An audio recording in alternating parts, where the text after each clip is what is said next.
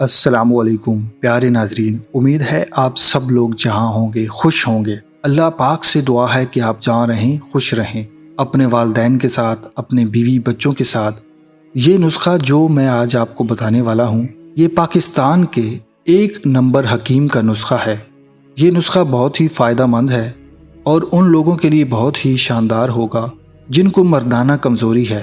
اگر آپ مردانہ کمزوری کے مریض ہیں یا آپ کو کوئی مسئلہ ہے تو یہ نسخہ استعمال کرنے کے بعد انشاءاللہ اللہ نے چاہا تو آپ کو ضرور شفا ہوگی۔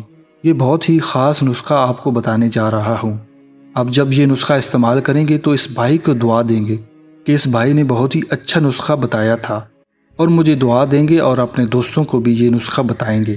اس سے پہلے میری ایک چھوٹی سی گزارش ہے کہ اگر آپ لوگوں نے میرے چینل کو سبسکرائب نہیں کیا تو فوراً سے سبسکرائب کر لیں اور ساتھ دیے گئے گھنٹی کے بٹن پر بھی لازمی کلک کر لیں تاکہ اس طرح کی مزید ویڈیوز آپ تک بآسانی پہنچ سکیں۔ پیارے ناظرین، نسخہ نوٹ فرما لیں۔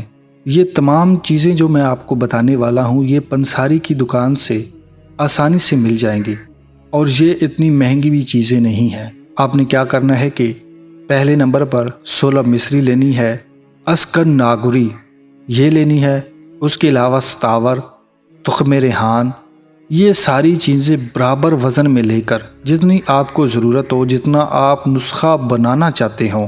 آپ سے میرا مشورہ یہ ہے کہ آپ 5 یا 7 دن کا یہ نسخہ تیار کر لیں۔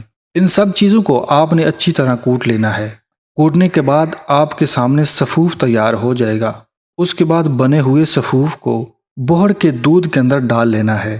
جب آپ کو لگے کہ ساری چیزیں دودھ کے اندر تر ہو گئی ہیں، اچھی طرح تر ہو گئی ہیں، تو اس بنے ہوئے نسخے کو رات کے لیے رکھ دیں، یعنی کہ پوری رات وہ پڑا رہے، اور صبح جب آپ کو یہ پتہ چلے کہ یہ بالکل خشک ہو چکا ہے تو اس کا استعمال کرنے کا طریقہ بھی بہت ہی آسان ہے، وہ بھی ساتھ میں بتاتا چلوں کہ آپ نے اس نسخے کو 1 سے 2 چٹکی، زیادہ نہیں، 1 یا 2 چٹکی، 1 یا 2 چٹکی صبح اور شام، یعنی کہ 2 وقت صبح اور شام دودھ کے اندر اچھی طرح مکس کر کے استعمال کرنا ہے۔ اللہ پاک نے چاہا تو آپ کا مسئلہ یہ حل ہو جائے گا اور آپ اس بھائی کو دعاؤں میں یاد رکھیں گے۔ ملتے ہیں نئی ویڈیو کے ساتھ، تب تک کے لیے اپنا خیال رکھیے گا۔ اللہ حافظ۔